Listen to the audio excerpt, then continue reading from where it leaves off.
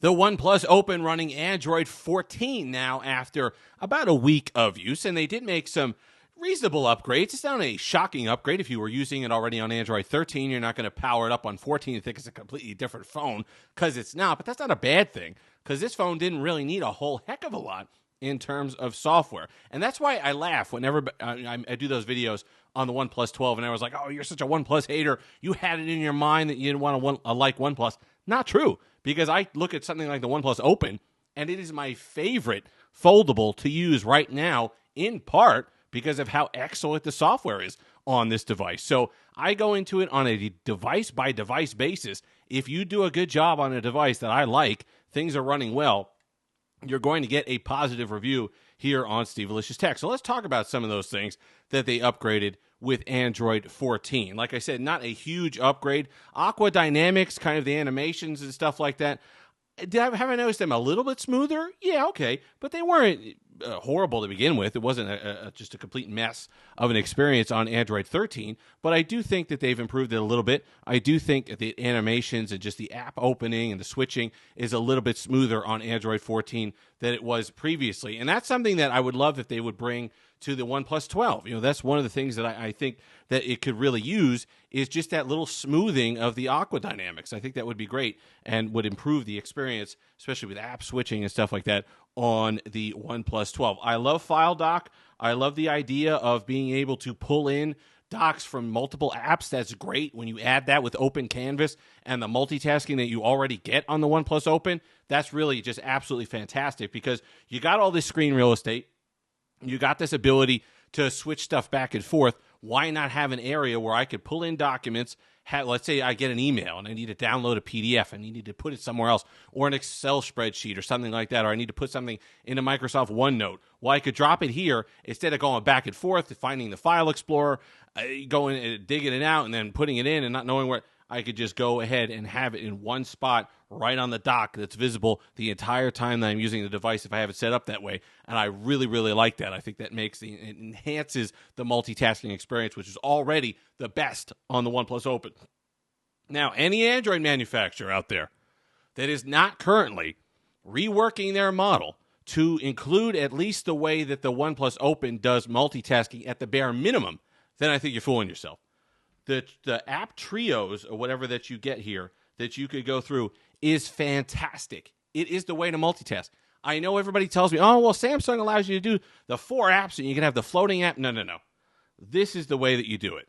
I could have the apps up here. I could get information here. I could go down here. I could type in an email. I could have the email on the entire screen, but still quickly switch between and get the information that I need from other apps. I could have app trios, which is something that would absolutely melt the tensor on the Pixel Fold, things like that. So I think that the OnePlus Open is the best at multitasking, and something like File Dock really enhances that, because now not only can I get information, I can transfer information and files between the two. Stability was okay for me. I never really had an issue. I think that goes hand in hand with the animations. Launching and stuff like that, I really haven't had a huge issue with apps crashing or anything on my OnePlus Open, so I think that that's just enhanced a little bit on Android 14. Battery life, I felt it about the same. Battery life has been fantastic on the Open, period, ended. If anything, I want to say maybe Android 14 cost me like a half hour of screen on time, but certainly nothing over the course of a week that I would really go nuts about. And again, that's anecdotal. You know, your usage might be different. It might be because I was out more. Like I said, I was bringing my daughter home from the hospital, so I was out a bunch and using this on the road on 5G. So maybe that's something that plays into that a little bit more. But overall, battery life has been fantastic on it. Context extraction and smart photo and stuff like that. Yes, they've added some of that with Android 14. That's just kind of catching up with some of the, I don't want to call them AI enhancements, but that's kind of what the idea is of other manufacturers. So you could kind of pull text from an image and stuff that you could get on your Pixel and your Galaxy device that have been added. But OnePlus kind of lags behind a little bit, if you will, on stuff like that, on the computational software or AI stuff. So they've added some of that to OnePlus Open. That you want to make it a little bit more attractive to that, that's fine. So that you have stuff like that now on your gallery where you could go ahead and get specific things out of an image, or you could get text out of an image, stuff like that. Stuff that you're used to on your Pixel now coming to your OnePlus Open. Microsoft Phone Link is now available on this device. It's you got it all loaded there, so you could have the app mirroring and stuff like that people like, kind of like a Samsung Dex, but not really. but you can have stuff in your Android apps on the bigger screen. So that's great. It adds a lot of functionality to your OnePlus Open, as well at mirroring, like I said, some of those other things. But overall, it's running smooth. I look for a bunch of different things when we talk about an Android update. I look for battery life. I look for stability. And if anything, like battery life is about the same. Let's call it a wash, because under a half an hour, one way or the other, I'm really not going to eat somebody's lunch over. But as far as the functionality, the animations, improving multitasking, a lot of the stuff has been good. Now, you want to say a OnePlus was a little slow with the update? Okay, that's fine. But I'd rather them take their time, get it right, as opposed to just shoving it out on the first Monday of the month without any kind of idea of whether it's going to break stuff or not. So I like OnePlus's strategy. As long as we get the updates, as long as they're good, as long as they're for the allotted and promised time, then I really have no issue with this device. And like I said, my favorite foldable, because OnePlus or Oppo, whoever the brain trust behind designing this device, it really came down to addressing things that consumers wanted. Anti-glare display really helps a lot outdoors. Yes, you're going to have that smudging because of the nature of a plastic-ish display on the top with the screen protector, but the anti-glare layer doesn't compound the issue. Nice, bright, colorful internal display. Love the ratio. They made it just a little bit thicker on the outer display than the Galaxy Fold 5. The Galaxy Fold 5 didn't need to be tremendously bigger. It didn't need 10 millimeters.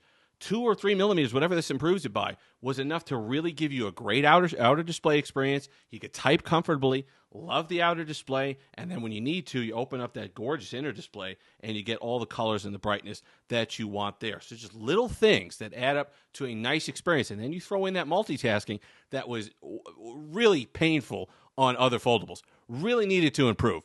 We needed to have, and we still need a lot more improvement. In fact, I wrote an Android Police article about this about a month or so ago, about how foldable launchers and foldable software just isn't there. There's so much. Don't treat it like a tablet. It's not a tablet. Tablets are stationary for the most part. You're using a tablet on a train, on a bus, in bed. You're using a tablet when you're sitting in one spot for a long period of time. These devices are not that. Take in the mobility of these devices. Take in the remote connectivity of these devices, the external display.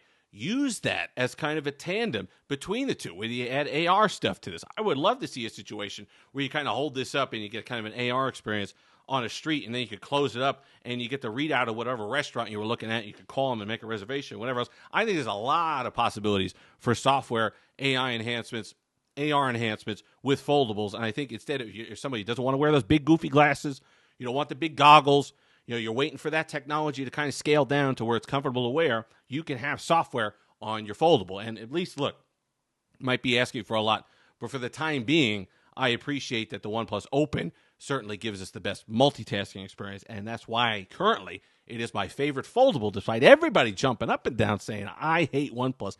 I don't hate OnePlus.